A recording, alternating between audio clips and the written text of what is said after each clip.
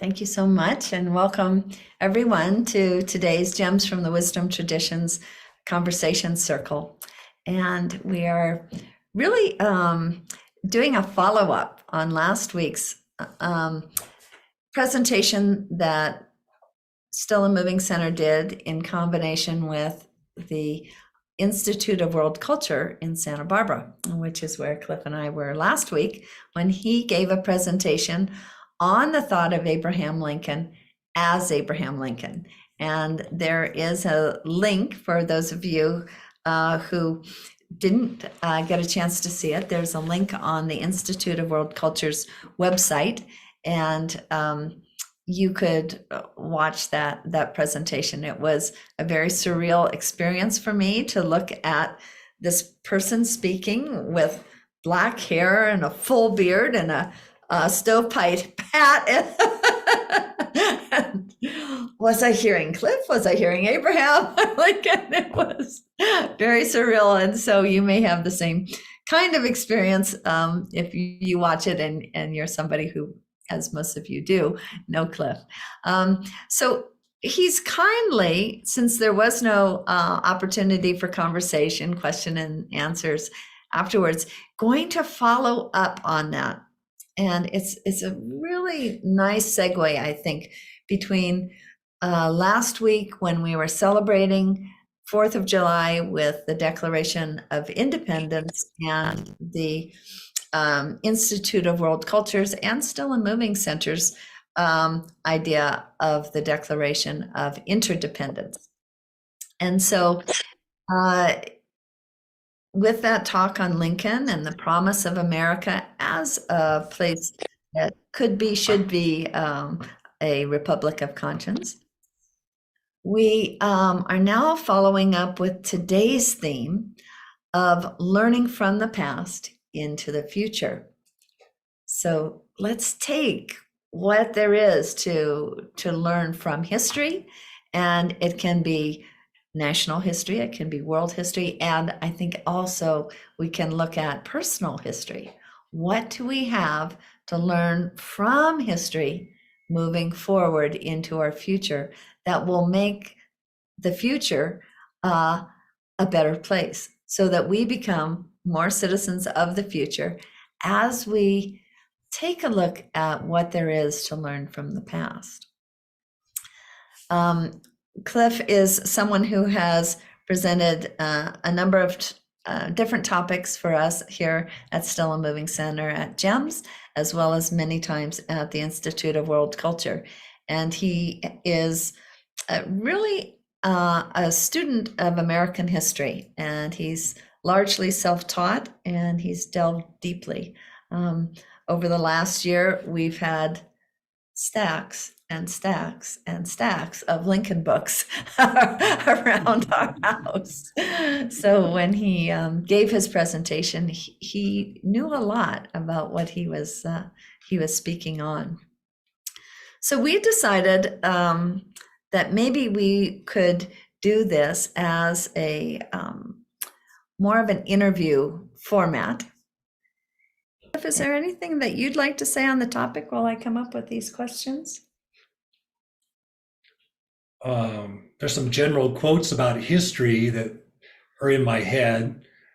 One of them is kind of a negative quote that is attributed to Hobbes, I believe. I never studied Hobbes because he's kind of a negative guy, but he said that the one thing that you learn by studying history is that nobody learns anything from history, which is a shame because there's so much that can be learned from history.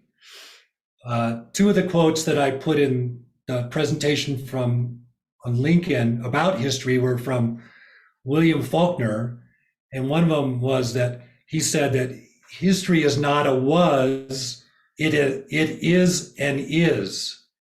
In other words, history is always alive. He said that history is not dead. In fact, it is not even past. Mm-hmm. So this idea of history being something behind us that doesn't have an effect on us is not true. And I think I really felt that by kind of delving into the 1800s and just trying to put my mind there and seeing what things took place in the 1800s and their continuing impact and relevance to us today, the legacies and the residues, the things that we have not really resolved that are still there because of Americans' history. It's really helpful to know that, to know the things that we're still dealing with from the past. Therefore, the past is not the past. The past is still and is.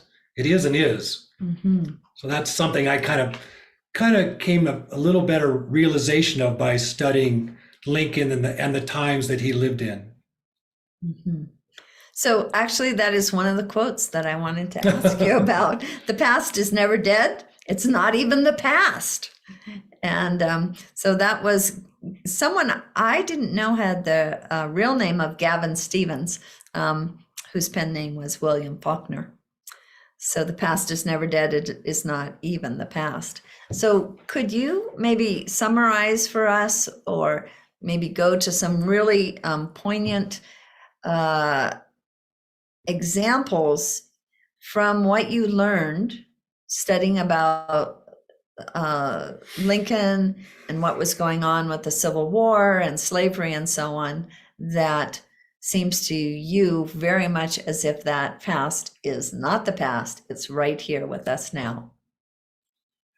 Well, one of the things that I started to get really interested in as I was studying Lincoln is the period after Lincoln's passing, which we refer to as Reconstruction, and the potential for Reconstruction, the new founding, or a refounding of our country based on the Declaration of Independence ideal of equality, and that was a very strong possibility. But with Lincoln's passing, and then the new presidency of Andrew Johnson, what was a possibility, a very strong possibility of redefining society, especially Southern society, as slightly more egalitarian instead of with the institution of slavery. It failed. It failed because of a lot of factors.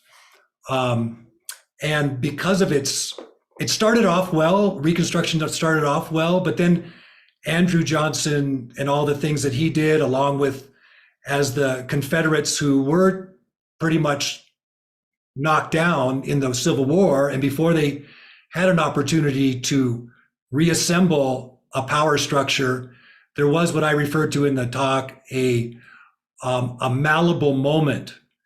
And there was an article in the Atlantic that talked about, in history, there are these periods of possibility, what this author referred to as plastic hours, where a lot of possibility of progress can happen if that opportunity is taken advantage of.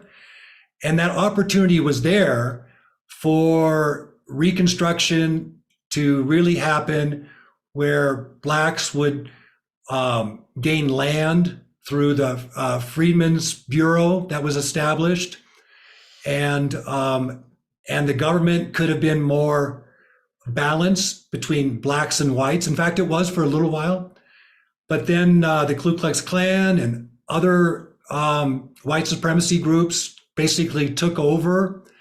There was a military control of the South, of the Union control of the South, that could have allowed for that transition to a more egalitarian society. But then with Andrew Johnson, he basically pulled back the military from the South and let Confederates retake over power. And so that's when all the terrible, terrible things happened to the Blacks in the South that are documented, lynchings and just terrible, terrible things. And so a lot of Blacks left the South in what was called the Great Migration, which had its own bad effect too, because of so many Blacks coming to the North that had no jobs and were taking jobs from whites. So racism and white supremacy really got rerouted.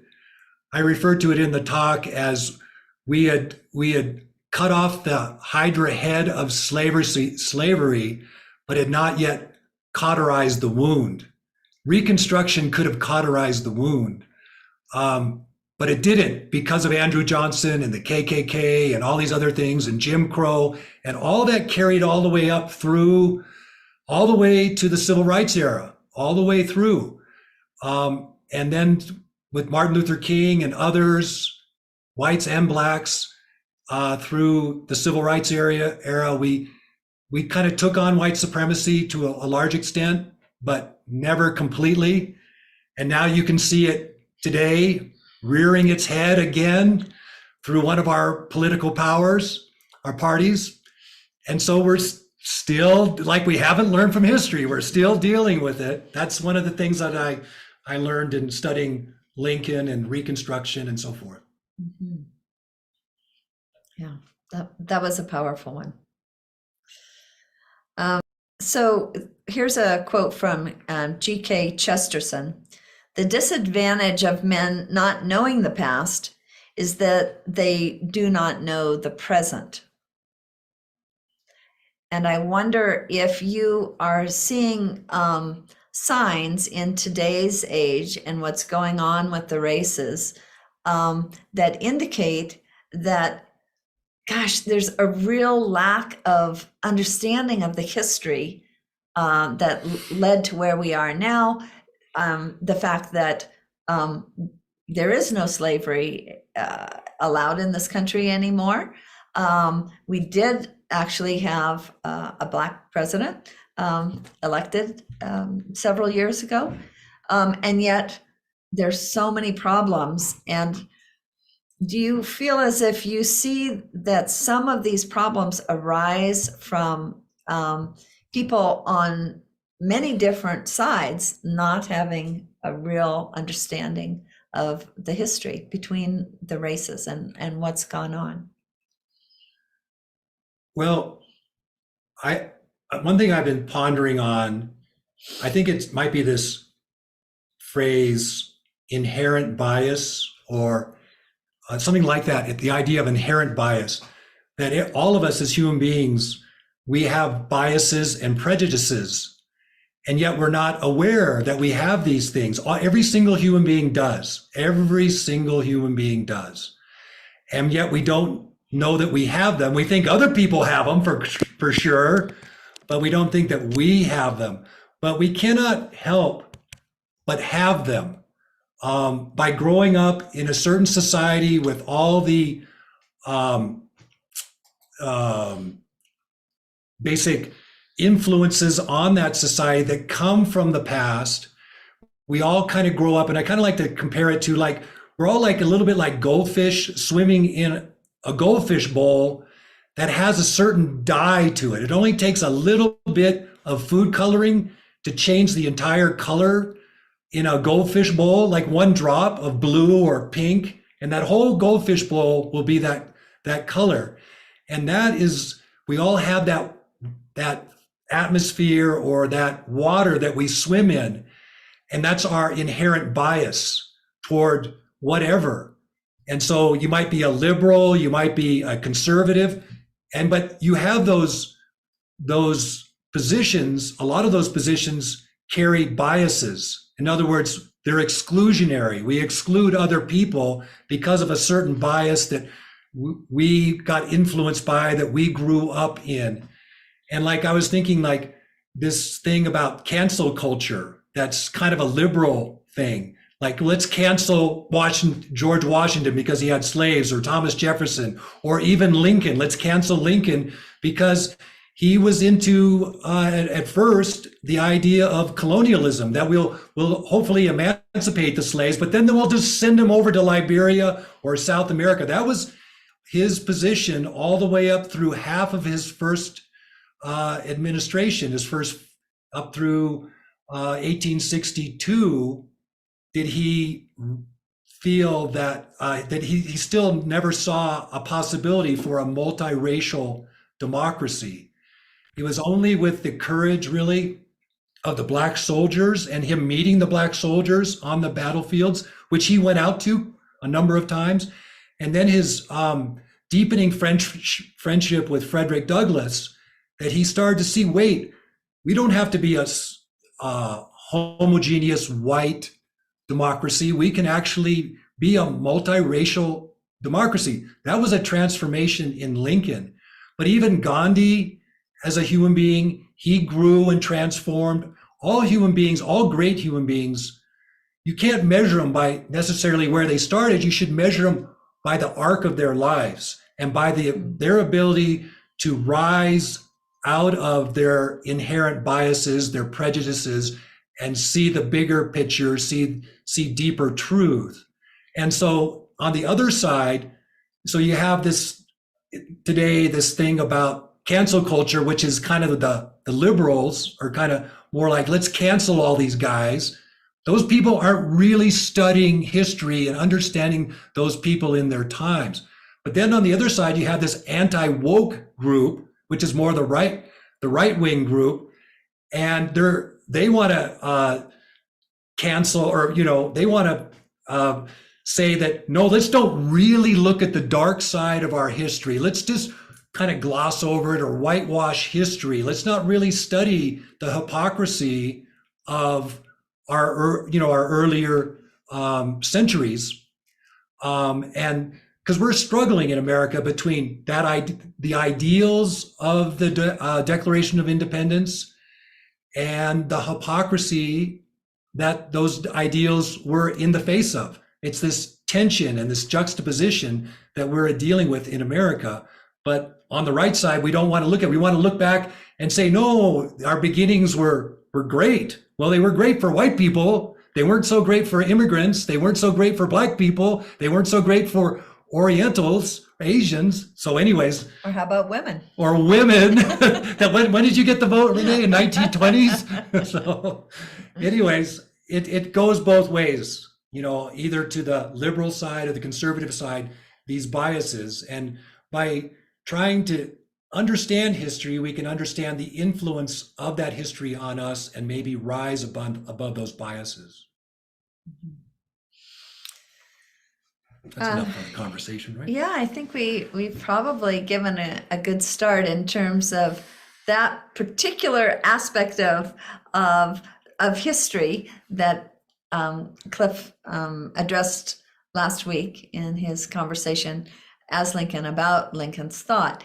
And it's a much broader subject to talk about learning from the past into the future. So we're really open now for a full conversation along these lines. What do we have to learn from the past? And you might want to converse a little bit on some of the ideas that Cliff brought up. You might want to bring your own experiences in of ways that you thought in the past, and what you have learned since that has helped you move into your future. So we'll open it up. Yes, Mom. This is my mom, Nancy Ocker, and Unmute. I wanted to talk about how well we learned from the attempt to have a world government after World War I, which, as you know, was not successful at all. And we did learn a lot from that. Basically, what Europe wanted to do was punish the Germans. And as a result of that, the Nazi Party came into power because we left Germany really suffering, and it was easy for a dictator to come in and lead them toward the light, So we really knew that and used that to not do the same thing after the Second World War. And we had the Marshall Plan and pretty much have a united Europe now, NATO and so on. So I think that's an example where we learned very well from the past. oh, That's a really good example. yeah, it's a great example. Thank you so much. David? Sure. I think we learn from the past. I think we're just a little impatient. We have such a narrow vision of life, our 80 plus years slice that we have on the planet in this lifetime, according to some. And that, as Dr. King says, the long arc of history, it's a long arc, and change of any kind takes a lot of doing. So I think we do learn from the past. I don't think I would go with the Hobbes negative approach. I think we do learn from the past. It's just that there's a lot of change that has to happen before something is truly adopted. But yeah, I really appreciate the talk, Cliff. Thank you so much. It was a lot of fun. Maurice? Yes. Yeah, I was a history major for a while, so I've always enjoyed it.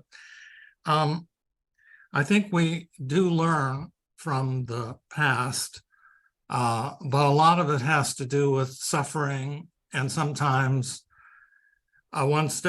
two steps forward, but one step back. It doesn't happen in a nice linear flow of progress, and we're going to see the light and the perfect light in the future. It doesn't quite go linear. Along with that, I think one of the reasons is that this kind of a theme that I'm on with history, it's kind of parallel to what Cliff was saying, but it's maybe a different stream. A lot of people have said that history is basically a bunch of lies, that you really don't know what's really going on or what really caused this. You might see some of the effects. And furthermore, that history is written by those who achieve their aims, who have power. It's their history. And of course, we know that. And I once drove all the way from Santa Barbara to Pasadena to an old history professor I had at UCLA who was the first to do social history, and brought up all the things that the right wing didn't like. And I asked him after his public talk how to balance the good that we've learned from history, and in this case, the principles that were courageously under threat of death laid down by the American founders, and the fact that we were so imperfect even then and since then. And I asked him, don't you have to consider both? And he said, yes, you did. And he was kind of agreeable, which leads me to believe that sometimes it's hard to live in that tension that Cliff was talking about between ideal and hypocrisy, and live in it without overstating the case one way or the other, or overemphasizing one way or the other. And part of history is kind of alive. I was fortunate to chair Cliff's talk at the Institute of World Culture, and the next day, my wife and I drove to Los Angeles from Santa Barbara for a Thomas Paine session. And they have now learned and have that TP was on the back of a piece of paper, which contributed to the subcommittee's draft of the Declaration of Independence.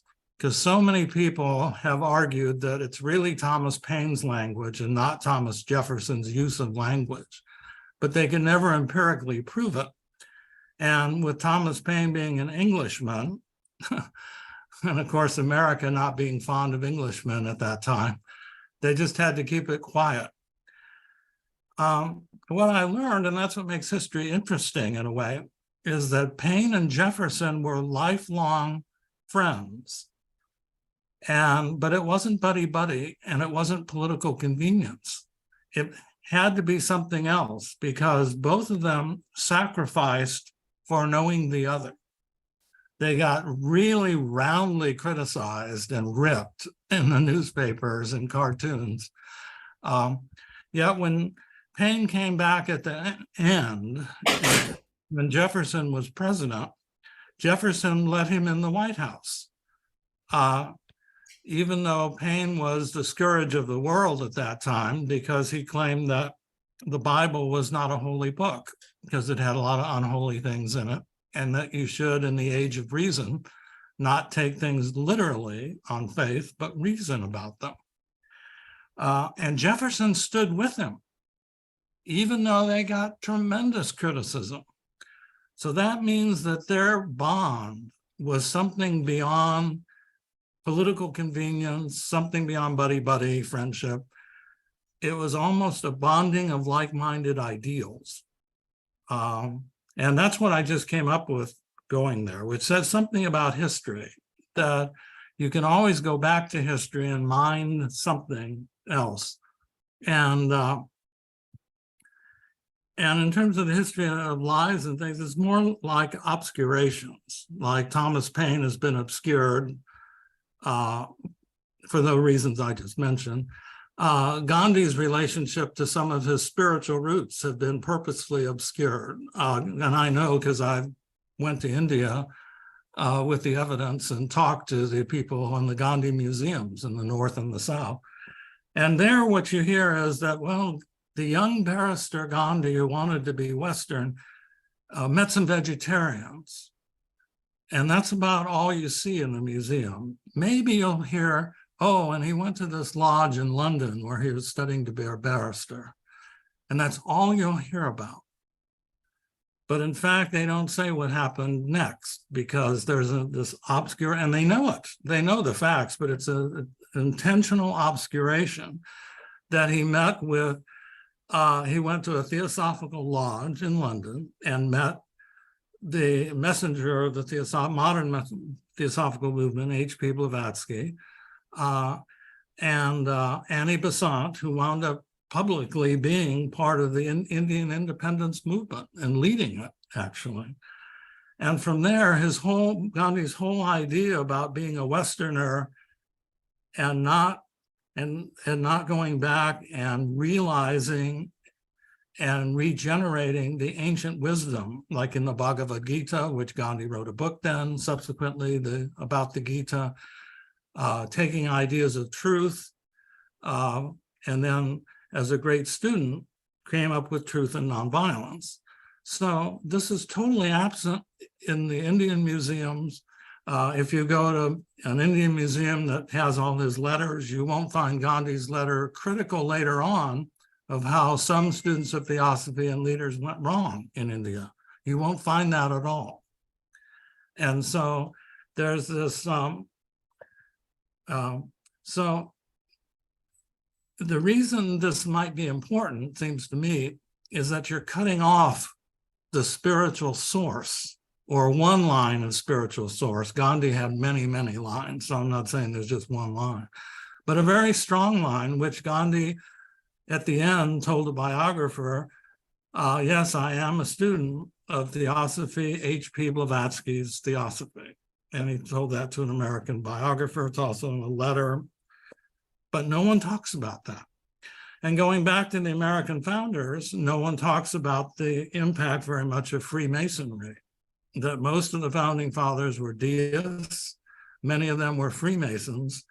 And well, what did this mean? What are the source of ideas and principles? And these ideas and principles get obscured and get caught up in personalities and things like that.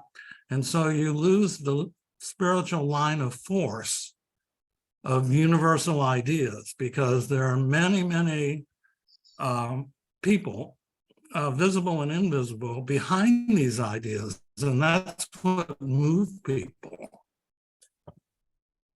So that there is so much more to history than we necessarily know at any given time.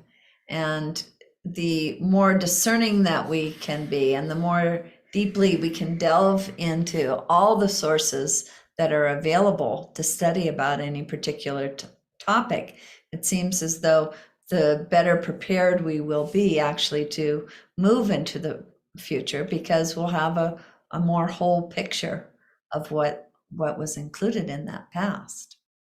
And that the intentional obscurity Right. which then becomes socialization and education and all that kind of stuff, right? Which cuts off Right. even what Cliff was talking about, that you need to continually uncover that again.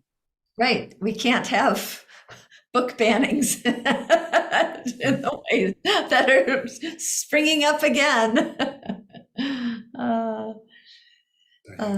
Diana?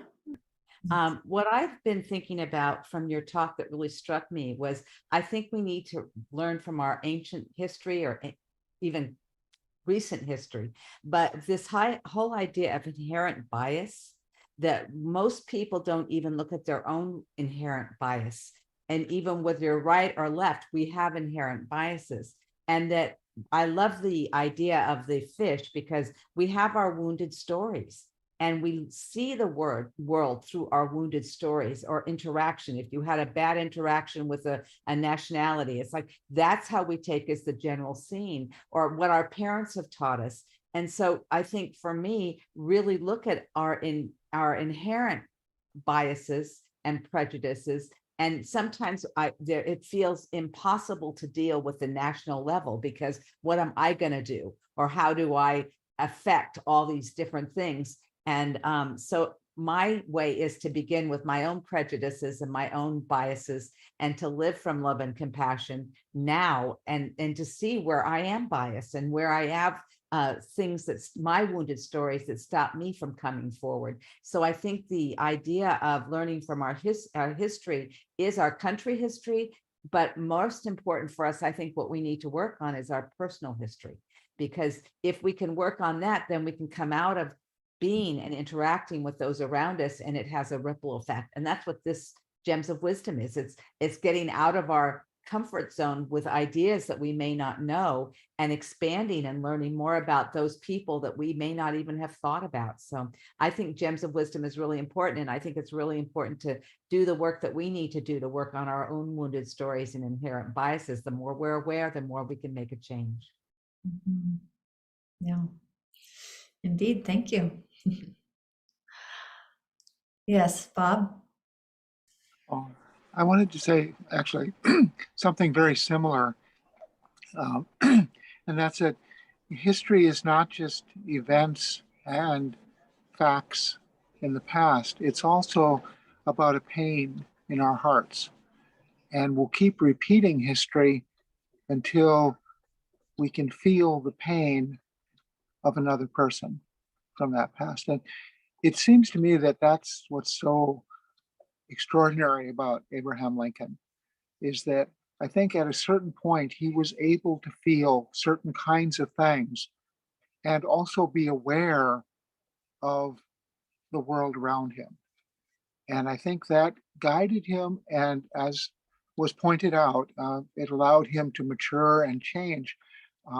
I've read a lot of books on Lincoln, but the first book I read was called Lincoln's Virtues. And it talked about his character and the values that he had and how he then related those to the world. He was a vegetarian. He never hunted. He didn't drink. He had a whole risque sense of humor, but those kind of things were there. And yet at the same time, he said, well, I'm the outlier. Drinking is not, he wasn't against a prohibitionist or anything like that. He just said, for me, it's not right. And apparently had a sensitivity to the pain of others, even animals.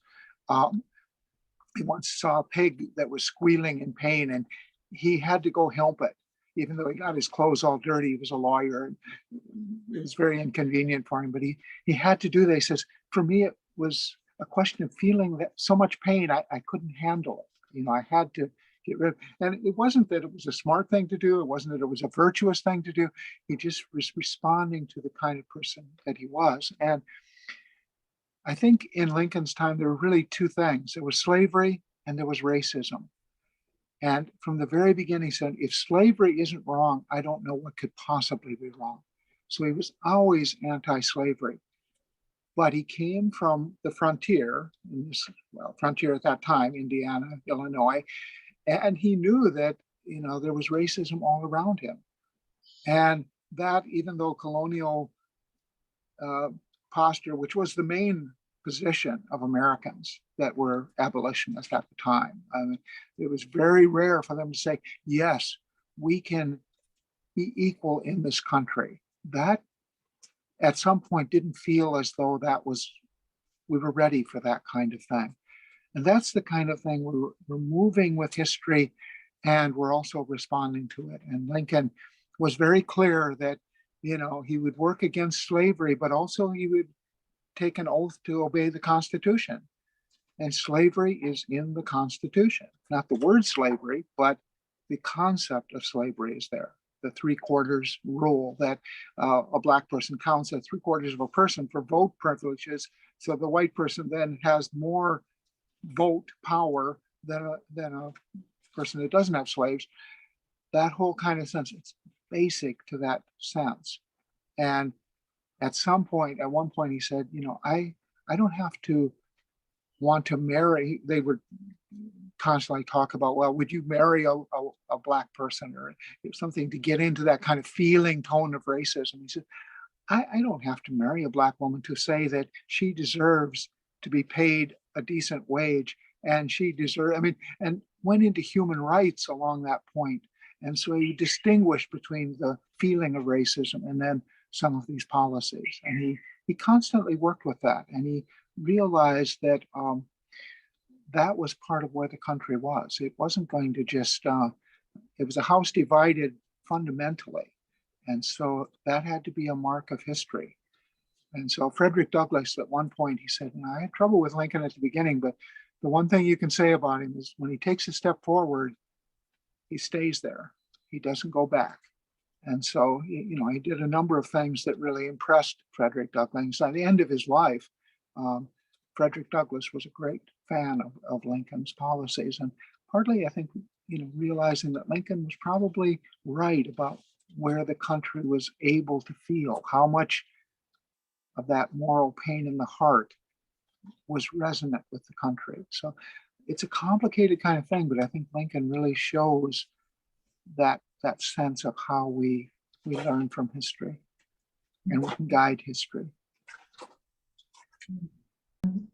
You're making a lot of really good points, I think, Bob. And to me, part of what it points to is the value of heroes in history, and that it takes a certain amount of maturity to be able to recognize, you mentioned the virtues of Lincoln, for example, to be able to recognize and honor the virtues that a human being has, and at the same time admit they are not perfect, right? And there's so much of a tendency, Cliff mentioned cancel culture, but there is a lot of tendency amongst a number of historians to debunk anyone who might have some glimmers of greatness by finding their personal flaws and bringing those up to the surface. I mean, it's possible to do about Martin Luther King and, all kinds of people. And yet, I think that the more mature person looking at the world, at history, and then, gleaning these gems from the past, is able to look at human beings as, very complete human beings, and that they're going to have their personal struggles, and they're going to also have their virtues. And like Cliff says, look at their arc. Look at their arc. Are they pulling out of their personal issues and problems and biases and into a broader view and into a deeper awakening of their hearts? In which case, they really can provide us with something that we can admire and start to pull into our daily lives. There's somebody that we can point to as exemplars of people who instantiated something in the world that was really of value, that it may not have been perfect, but look at the odds that they went against to bring that into the world. Look at the courage that it took. Look at the self-sacrifice And we've heard many things already today about the kinds of self-sacrifices people had to make to stand up for principle. I mean, there's so many wonderful biographies in history that I think point us toward the future. And I wonder if anybody would like to bring up somebody that they really admired from the past that helped them to see their way into the future in some way. Yeah, David? Well, I can speak to the topic somewhat generally as well as specifically, but I was thinking from what Cliff said about the relationship that Lincoln had with someone else. What was the person you mentioned? And how that, Frederick Douglass, maybe? yeah. And I was thinking, And a slave himself, a black man who had been a slave. Yeah. how quickly one's mind can change out of the relationship with someone that they love, respect, or admire. It can be a spontaneous shift, and it's happened to me. It completely shifted me from a conservative to a liberal in a matter of mere moments. And I think that's a little bit of what you're speaking of, Renee, about heroes. Someone that really deeply influences us, and it can completely change our worldview in a moment.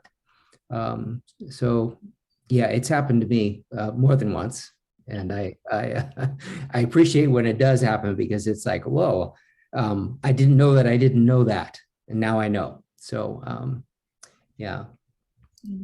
Elizabeth. Wow. Thank you, Cliff, to start with. I was very frustrated last night trying to watch your Lincoln talk because, first of all, the World Culture Institute there didn't put their camera on you for some time after you came out. And then the sound was so bad that everything I did to fiddle with it, I could not understand what you were saying. So I'm really frustrated that I didn't get to hear the whole talk. That said, I could imagine quite a fair amount of it and appreciate it. I really like the people bringing up the biases. I call them lenses that we see through in our own culture. For instance, the victim perpetrator lenses are very, very strong, that we always are identifying with one or the other of those. But there are many, and my recommendation for having your biases or lenses exposed is live cross-culturally. They will be exposed. And speaking of living cross-culturally, one really good book I read recently is called The Dawn of Everything.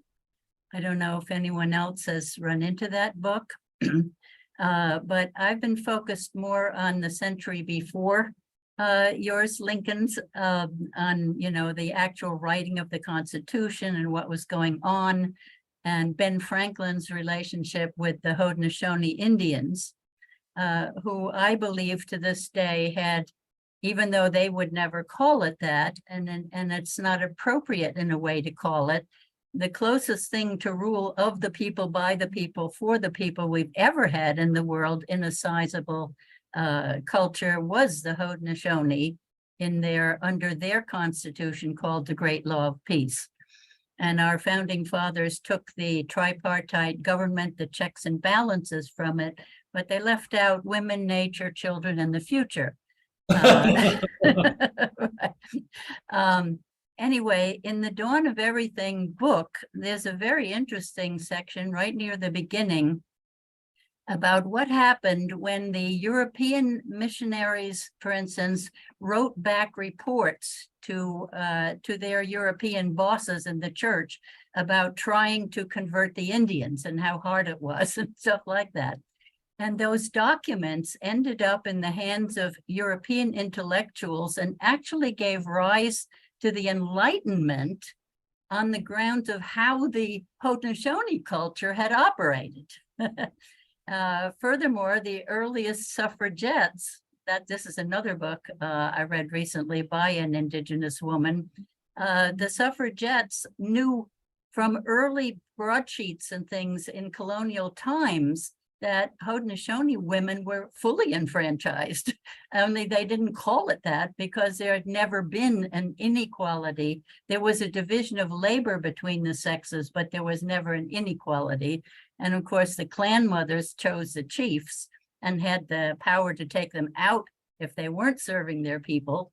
So they had really good features.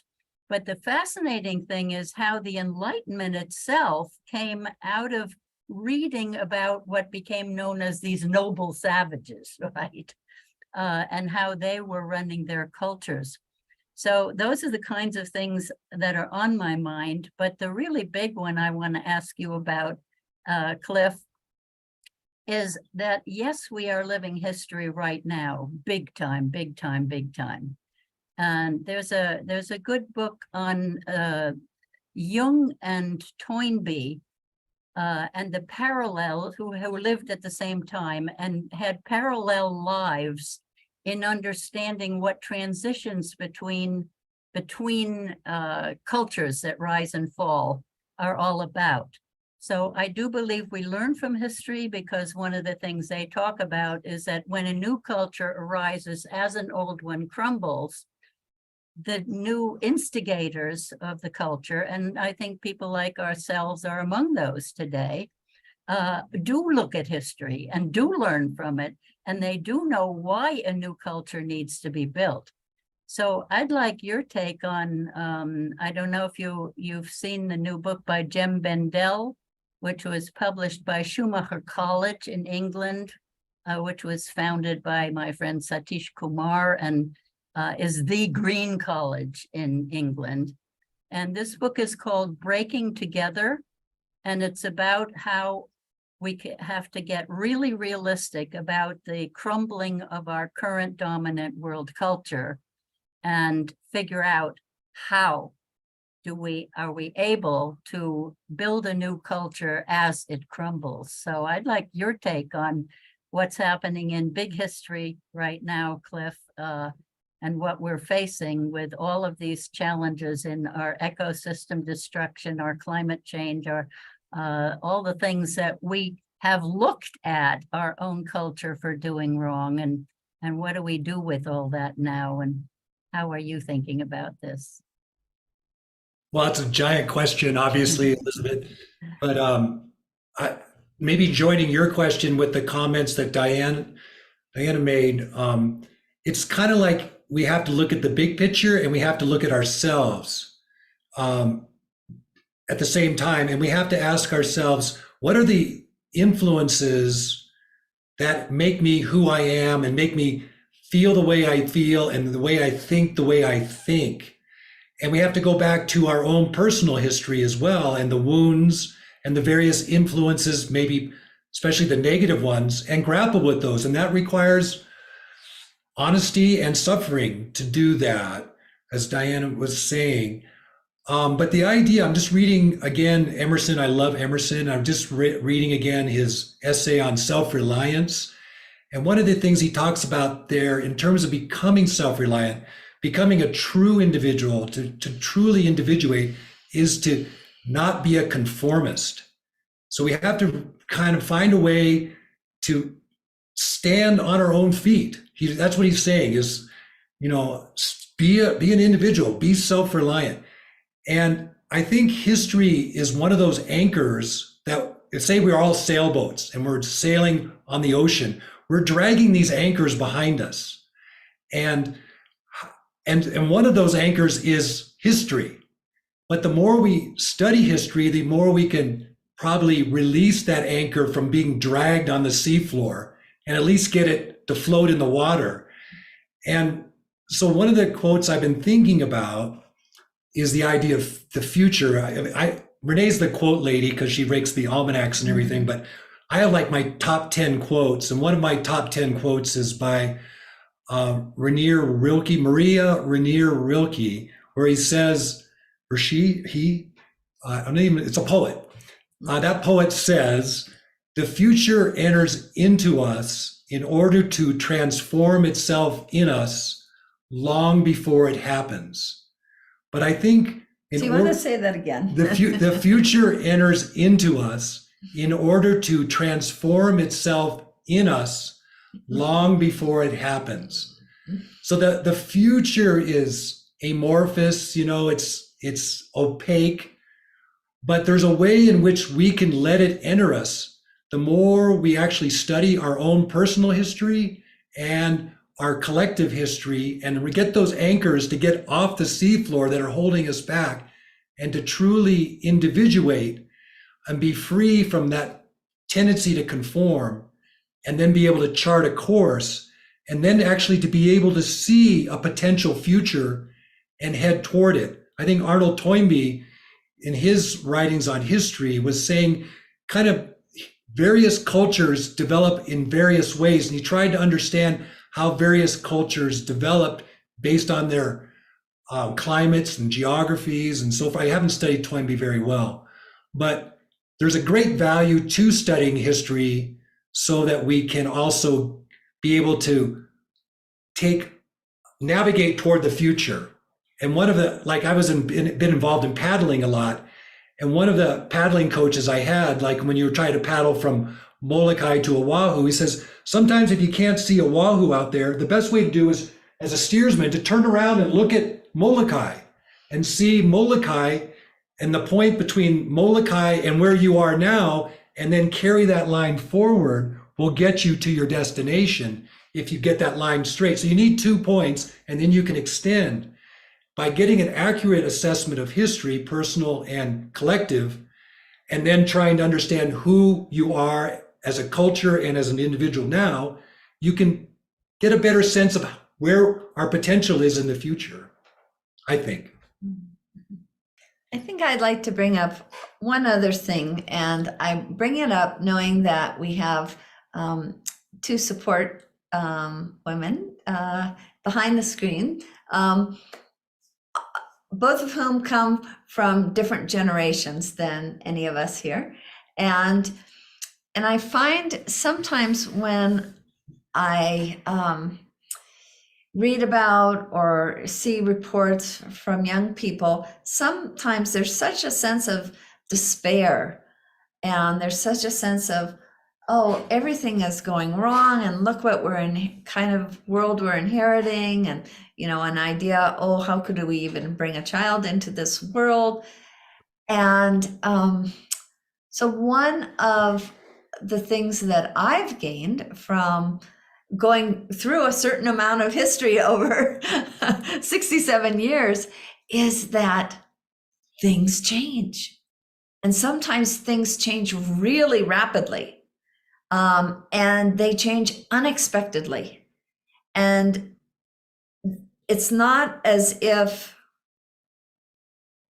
there weren't things that were leading up to this change. It's just that a lot of times things are changing under the surface.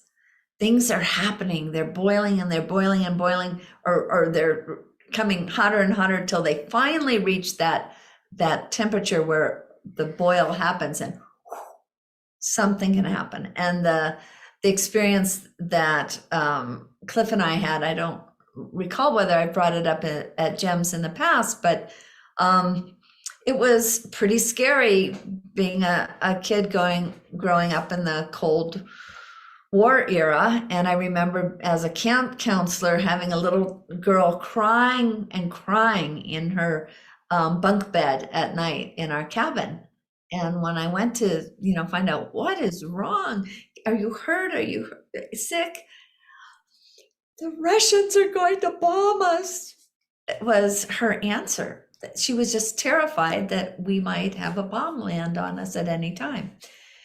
And to have lived through that period, and then all of a sudden, when Cliff and I were on vacation in Ashland, Oregon, right?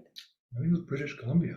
Was that where it was? Well, I think it was that same trip. Anyway, we started finding out the Berlin Wall was falling down, that the Soviet Union was collapsing, and, Eastern Germany the Berlin Wall was falling between Eastern and Western Germany, which was the communist and the democratic side of Germany. It was so unexpected and so revolutionary have this event happen, it really made this huge impression on me that I can't ever know that things are always going to stay the same, and what looks like it is going to be a dark future that's never ending can completely shatter, and things can utterly change, and for the better, for the better. And so I've often thought, oh, I want to make sure that I let people younger than me know from my years of experience, and my mom's here and she's got more years of experience and study of history than I. She just told you about one of the things that we learned after the First World War that we really did learn as humanity. Things can really change, and so that always brings me hope, is knowing from history that this future can be amazing in ways that we can't predict. Let me tell you about next week's talk while somebody considers how they might want to give a vote of thanks to Cliff. Our talk next week is going to be on the topic of head learning and soul wisdom, head learning and soul wisdom. And we have our Gandhi scholar, Veena Howard, who's also a religious studies professor. She's going to speak, I believe, from the Jain and Buddhist traditions on this topic of, yes, there's that rational head learning, that's important. And then there's that soul wisdom that I think goes deeper to the heart, as Bob was talking about, that ability to perceive another being suffering might have something, I think, to do with that soul wisdom. So Veena Howard next week on head learning and soul wisdom. So is there anybody who would like to give our vote of thanks for today? Bob? Yeah, Cliff, I really wanted to thank you for your talk today. I think history, you showed how it's a tremendously complicated kind of thing, but I loved how you brought not just the past, but also the future and the present, that always history is about the present, what we feel today. And I think you showed the passion of learning about the past so we could learn about us today. And I really appreciate that. So thank you so much for that. Thank you, Bob. Yes, thank you so much. It was really, and boy, to do two in a row, nobody's done two GEMS presentations in a row. So I want to personally thank you. So I get a break for 6 months at least, right? No one has mentioned that, to my knowledge, that Cliff, in pretending to be Lincoln, projected what he thought Lincoln would think or say about what's happening in the present. And I really appreciated that. And I was thinking about heroes when somebody mentioned that. And I'd love to know somebody who has studied, let's say, Eisenhower, and what he would say today about NATO and what's happening, or Truman or something. I would love to have that kind of interpretation from somebody about our heroes. And I appreciated that Cliff did that, really.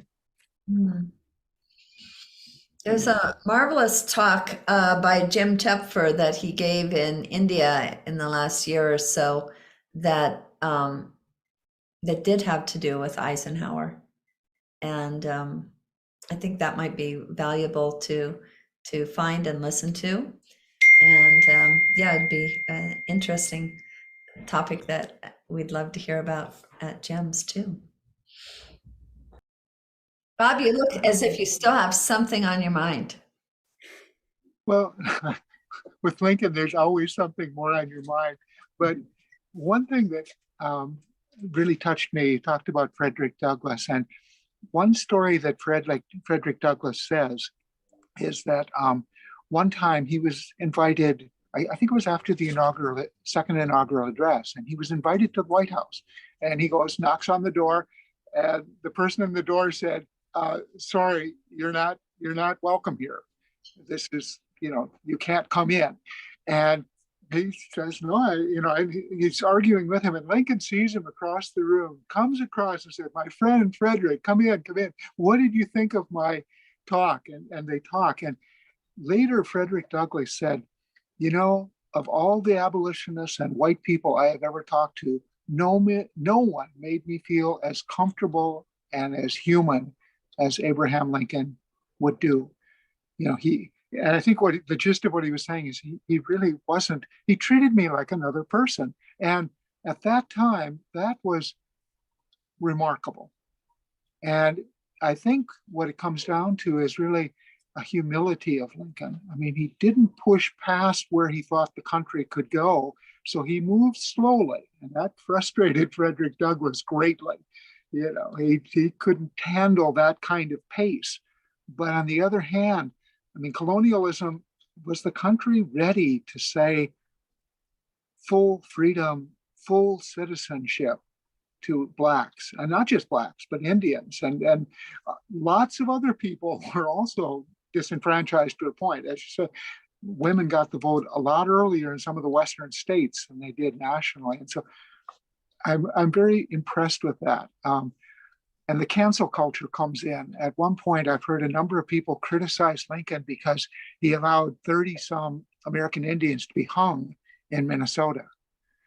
And the full story is much more complicated.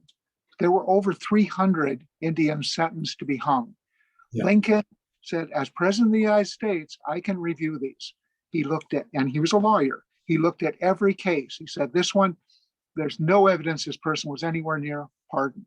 And he went through every case, and everywhere he could find a legal reason to pardon them, he pardoned them. 250 people he pardoned. Well, 270. 30, in human reasons, he would have loved to have pardoned them. But that wasn't the point. It was a case of law, and he said, I think they should be retried. I think there was, but there was sufficient evidence there. I can't pardon them. There isn't a legal reason to pardon. So in reality, that's a story that makes me really impressed with Abraham Lincoln. I mean, how much time it would take to review 300 cases and get all of that information and then do that and not be able to be criticized in a sense, to say, look, I'm following the Constitution. And if he could get the 13th, 14th, and 15th amendments, he threw, but they didn't fly through. I mean, he was aware of the votes, the country, where it was and things. And that I think is a big part of it. And yet there's another sense where history isn't about time. Martin Luther King once gave his idea, had a dream speech, and he says, 50 years ago. Well, what happened 50? What happened 100 years ago? The Emancipation Proclamation. And once you say 50, you look at 7 years ago, and you had the Gettysburg Address, brought forth our nation, a new nation conceived in liberty and dedicated. So you go all the way back to the Declaration, and he kept saying, how long? How long will it take Americans to reach that? And the Black church has this wonderful call and response. And once King was doing that, he would say, how long? And the congregation would say, not long. How long? Not long. And if you're there in that church, you're already free in a sense, even if you don't have the vote, even if you don't, get there. And he said, I may not get to the mountain with you, but, well, there is no mountain to get to. There's just the getting. I mean, that's classic Buddhism, but at a certain point, it's not, this very place is the lotus land, but the lotus land is not a place. It's a process. So, yeah, there's a lot on my mind. Lincoln just keeps bringing that out. I mean, well, Bob, just listening to everything you've said about Lincoln and my study of Lincoln, which Renee is right. I've been reading books and books and books and books about Lincoln. Everything you have said is absolutely accurate. From what I studied, you are a great student of Lincoln. Well, it all started with that book that was written by a philosopher, really saying, the virtues are ones that are crafted over a lifetime. As the Confucians say, it's like a bunch of stones. You keep polishing them, get the edges off them, and that's the human prospect. You can't just say, "Oh, I'm virtuous or not virtuous." Yeah. William Miller wrote the book. Oh yeah, Mil- right, exactly, yeah. William Miller. Yeah. Thank you so much for reminding. I want Sorry. to close, I think, with a Forgive me. No, thank you. A quote by Carl Becker, who was a U.S. historian from 1873 through 1945. And he has this to say about the value of history. The value of history is indeed not scientific, but moral. By liberalizing the mind, by deepening the sympathies, by fortifying the will, it enables us to control not society, but ourselves, a much more important thing. It prepares us to live more humanely in the present and to meet rather than to foretell the future. Very Thank you good. so much, Cliff. That's a great quote. I love that quote. Okay. Very good. Thank you, Thank you. Renee. Thank you, Cliff. Thanks. Thanks for being there. All right. Aloha. Aloha.